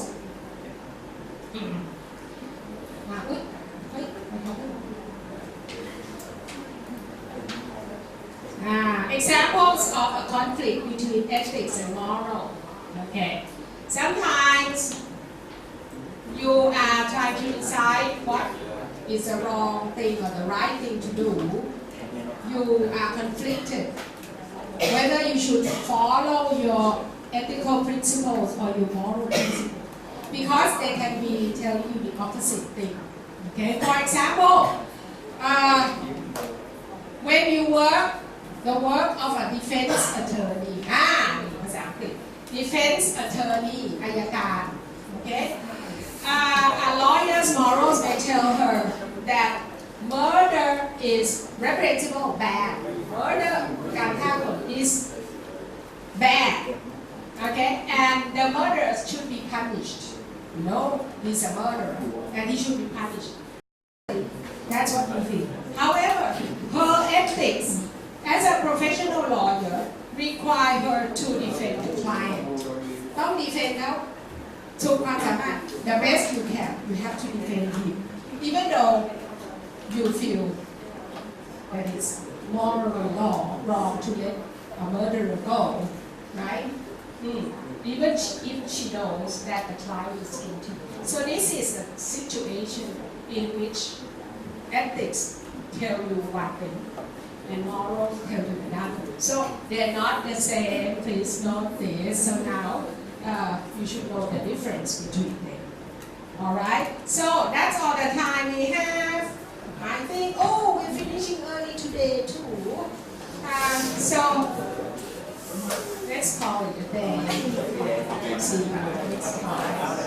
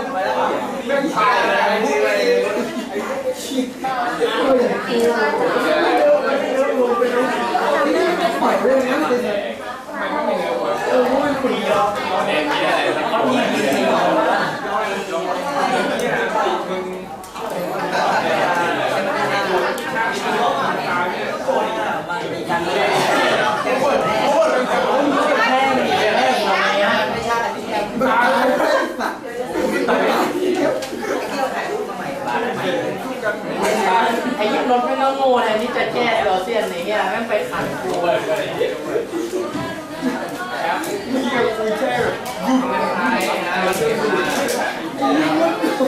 ตัวอย่างโง่เลยนะโง่เกินแล้วว่ะจบแล้ว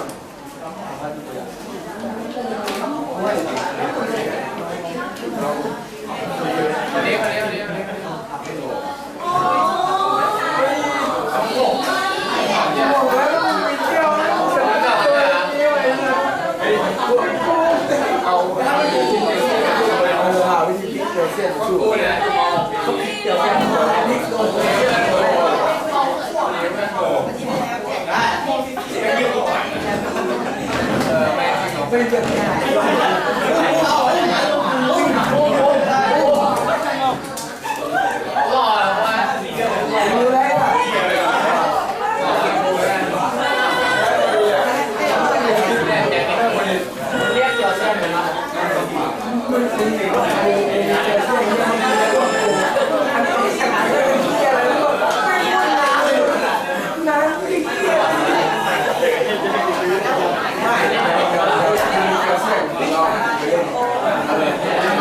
ไม่มึงเล่นเกี่ยวเส้น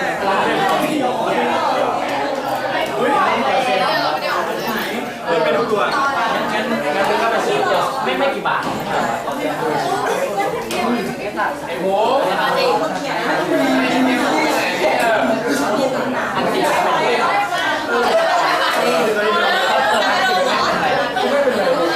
ไอ้เหี้ยพอดยิงตีกูเลยตีมันไม่ทำไม่ได้แต่ใหญ่นะ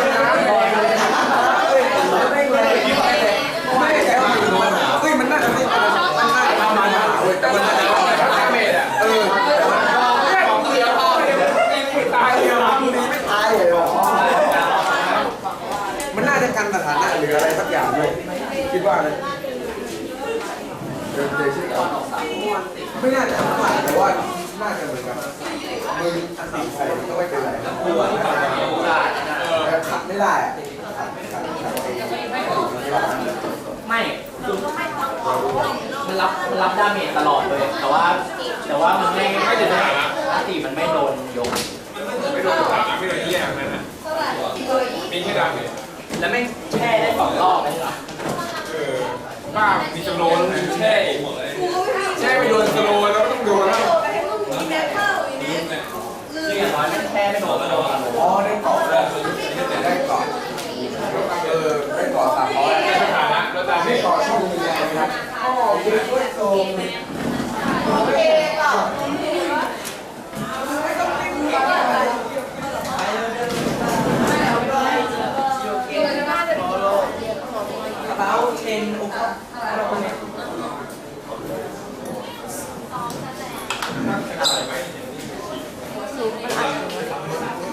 ถ่ายดีป่ะ อัดอยู่ตามมาจากไหนไม่รู้อ่ะ ใครคนที่